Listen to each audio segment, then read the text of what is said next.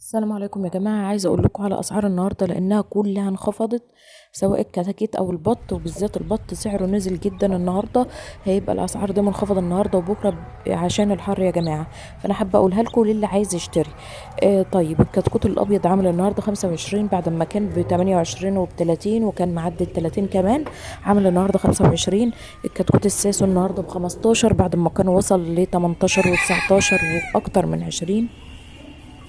الكتكوت البلدي عامل 7 جنيه وسعره قل خالص، كان عامل 10 جنيه. الكتكوت الفيومي يا جماعة في عايزاكم تاخدوا بالكم من في انواع للفيومي.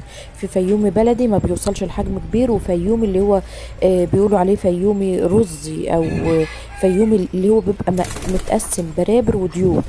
الفيوم البرابر عامل النهارده 13 جنيه، الديوك عامله النهارده 25 جنيه على وشه، يعني برابر في ديوك يا جماعه. الفيوم اللي على وشه عامل النهارده 17 جنيه، يعني بتاخدي كده من غير تنقيه. البرابر مع الديوك مع بعض بيبقى الكتكوت ب 17 جنيه، اما لو هتاخدي ديوك بس هيبقى الكتكوت ب 25 جنيه. لو عايزه برابر بس للبيض بتبقى ب 13 جنيه النهارده. الفيومي بقى البلدي اللي هو بيبقى مشابه للبلدي، وبيبقى شكل الفيومي بس بيبقى حجمه حجم البلدي او ازيد حاجه بسيطه، النهارده ب 8 جنيه. البط بقى اللي سعره نازل جدا، البط المسكوفي النهارده نازل ل 27 جنيه بعد ما كان معدل 50 جنيه. فدي فرصه حابه اقولها لكم لو اللي حابب يشتري. المسكوفي النهارده ب 27 جنيه.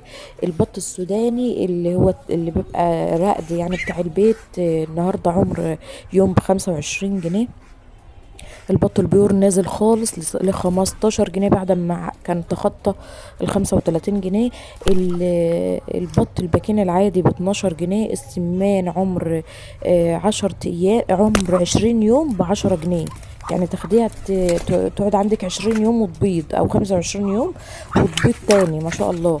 طيب البط البغال عامل برضو 27 جنيه، المحلي اللي هو عمره يوم عامل 27 جنيه. اما البط المستورد بيبقى ده عمره اسبوعين وب 85.